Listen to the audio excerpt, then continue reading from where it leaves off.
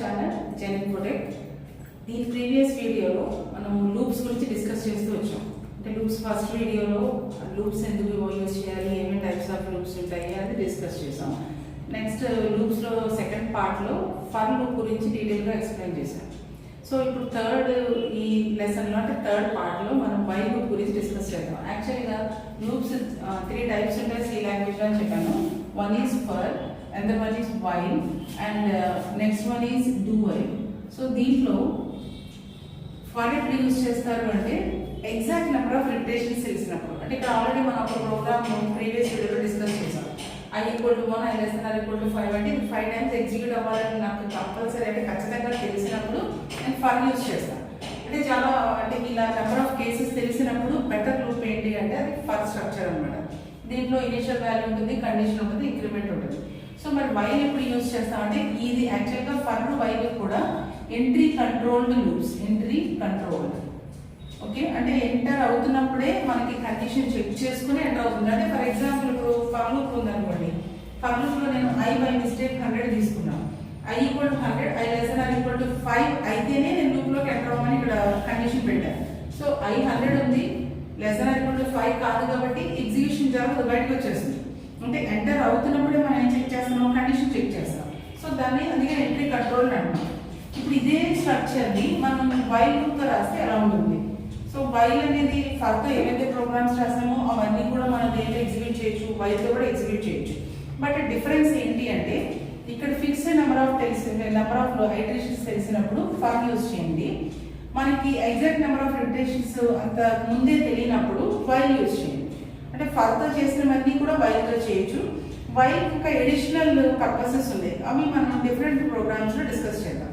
So ఇప్పుడు ఏదైతే నేను ఈ ఫ్లో చార్ట్ ఫర్తో ఎక్స్ప్లెయిన్ చేశానో అదే ప్రోగ్రామ్ మీకు నేను ఫస్ట్ వైల్తో చెప్తున్నాను.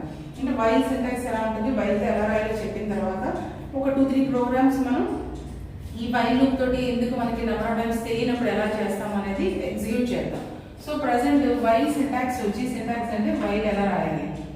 వైల్ వచ్చి ఓన్లీ ఇక్కడ మనకి కండిషన్ ఒకటే ఉంటుంది, బ్రాకెట్స్లో కండిషన్ ఒకటే తీసుకుంటాం. And with in braces you will write number of statements అంతే. అంటే ఇక్కడ ఇనిషియల్ వాల్యూ పెట్టలేదు.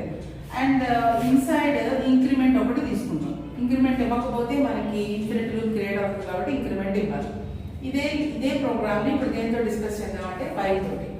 So already I equal to I అని ఒక వేరియబుల్ తీసుకున్నారు. Take I equal to 1 while I is less than or equal to 5 and then ఇక్కడ ఒక braces close చేసాం.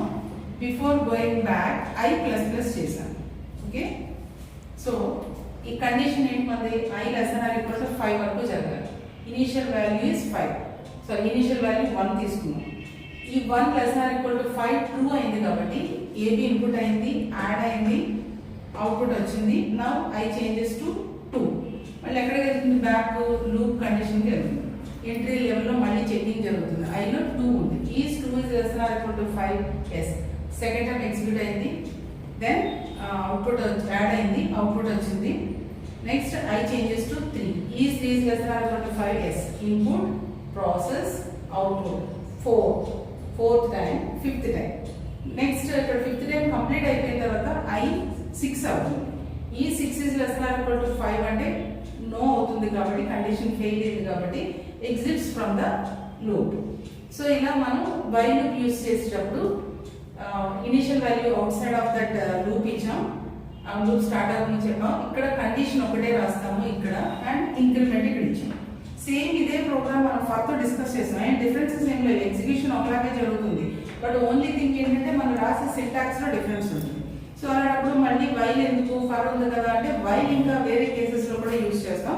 అవి నేను మీకు వేరే ప్రోగ్రామ్స్లో ఎక్స్ప్లెయిన్ చేస్తాను. సో ఇదే వీడియోలో మనం డూ వైల్ కూడా ఏంటో చూసేద్దాం. సో డూ వైల్ అనేది ఎగ్జిట్ కంట్రోల్డ్ అని చెప్పాము.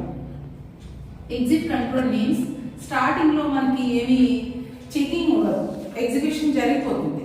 At the end only it checks the condition. అంటే మీరు అంటే సపోజ్ సూపర్ మార్కెట్కి వెళ్ళారు, మీరు కావాల్సిన డిఫరెంట్ ఐటమ్స్ పర్చేస్ చేశారు, చేసి బయటకు వచ్చేటప్పుడు అక్కడ బిల్ని ప్లస్ మీరు మీ దగ్గర ఉన్న ఐటమ్స్ని వాళ్ళు చెక్ చేసుకుంటారు. సో చెక్ చేసుకున్న తర్వాత మీరు బయటకు వెళ్ళాలి. అంటే ఎగ్జిట్ అవ్వాలి అంటే ఏం జరగాలి, చెకింగ్ అయిన తర్వాత ఎగ్జిట్ అవ్వాలి. సో అలా ఇక్కడ ఎగ్జిట్ అయ్యేటప్పుడు కంట్రోల్ చేసేది ఎగ్జిట్ కంట్రోల్డ్ లూప్ అన్నమాట, that is do while structure. So ఇప్పుడు మనం దీంట్లో డూ వైల్ స్ట్రక్చర్ సింటాక్స్ చూస్తే సింటాక్స్ ఈస్ డూ అని చెప్పాం. You will write number of statements and at the end you will write the while condition. లాస్ట్లో రాశారు while condition and ఇక్కడ semicolon పెట్టాలి. డూ వైల్ సింటాక్స్ రాయాలండి. సో దీంట్లో ఇప్పుడు ఈ ప్రోగ్రామ్ ని చూస్తే మనం స్టార్టింగ్ లో కండిషన్ ఏమి చెక్ చేయం. ఇనీషియల్ గా i ఈక్వల్ టు 1 పెట్టాం అండ్ లూప్ లోకి ఎంటర్ అయిపోయింది. Without checking any condition A B input అయిపోవాలి, ఎడిషన్ జరగాలి, అవుట్పుట్ ప్రింట్ అవ్వాలి. సో ప్రింట్ అయి నెక్స్ట్ టైం బ్యాక్ వెళ్ళేటప్పుడు లాస్ట్ లో కండిషన్ చెకింగ్ జరగాలి. If i is less than or equal to 5 then go back. ఇప్పుడు మళ్ళీ మనం లూప్ కి బ్యాక్ వెళ్ళి ఎక్కడికి వెళ్ళాలి? లూప్ కి బ్యాక్ ఇన్పుట్ దగ్గరికి వెళ్ళాలి. అంటే ఇంతకు ముందు మనం 2 స్ట్రక్చర్స్ లో కండిషన్ పైన తీసుకున్నాం. ఇప్పుడు ఇన్పుట్ అయిపోయిన తర్వాత యాడింగ్ జరిగి అవుట్పుట్ వచ్చేసిన తర్వాత ఇక్కడ చెకింగ్ చేస్తున్నాం. సో ఇక్కడ ఇప్పుడు దీని బిఫోర్ దిస్ ఏం చేయాలి? మనం ఐకి ఇంక్రిమెంట్ ఇవ్వాలి కాబట్టి then you write i equal to i plus 1 అన్నారు. స్టార్టింగ్ లో i 1 ఒకసారి ఎగ్జిక్యూట్ అయింది. Now i changes to 2. Is 2 is less than equal to 5. Yes కాబట్టి మళ్ళీ ఏం జరుగుతుంది? Input, addition, output, i changes to 2, condition ఇలా 5 టైమ్స్ ఎగ్జిక్యూట్ అయిన తర్వాత when i changes to 6 then no అయిందంటే కండిషన్ ఫెయిల్ అయింది కాబట్టి stop the logic. Okay, so దీన్ని ఇప్పుడు మనం డూ వైల్ స్ట్రక్చర్ ఎలా రాయాలో చూద్దాం. డూ వైల్ స్ట్రక్చర్ లో ఇక్కడ అసలు కండిషన్ ఏమీ ఉండదు. మీకు స్టార్టింగ్ జస్ట్ డూ అనే వర్డ్ తోటి స్టార్ట్ అవుతుంది. అంటే డూ అంటే మనకి తెలుగులో మీనింగ్ ఏంటి?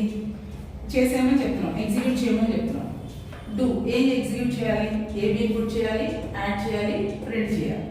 ప్రింట్ అయిన తర్వాత ఇంతవరకు ప్రింట్ అయిపోయిన తర్వాత ఏం చేస్తానంటే నేను ఐకి ఒక ఇంక్రిమెంట్ ఇస్తున్నాను. ఓకే, సో ఇంక్రిమెంట్ ఇచ్చిన తర్వాత ఇక్కడ బ్యాక్ వెళ్ళే ముందు you have to write some condition. While condition exit level కదా అయితే ఇక్కడ while condition is i less than or equal to 5. Okay, so then close the main program. ఇక్కడ i ఫస్ట్ ఇనిషియల్ 1 ఉంది, ఎగ్జిక్యూట్ అయింది. i changes to 2, 2 is less than or equal to 5. Yes కాబట్టి మళ్ళీ back do while loop వెళ్తుంది. A B input అయింది, add అయింది, print అయింది. Now i changes to 2 second time, third time, fourth time, fifth time అయిన తర్వాత and i changes to 6 అప్పుడు బయటకు వచ్చేస్తుంది.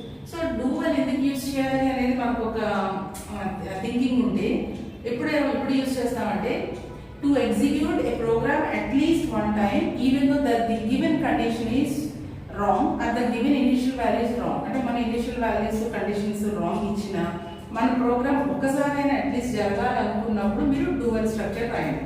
అంటే ఫర్ ఎగ్జాంపుల్ ఇప్పుడు వైల్ ఇందాక చెప్పాను, ఇనిషియల్ గా i 100 ఇస్తే ఏమవుతుంది? కండిషన్ ఫెయిల్ అయిపోయి బయటకు వచ్చేస్తుంది.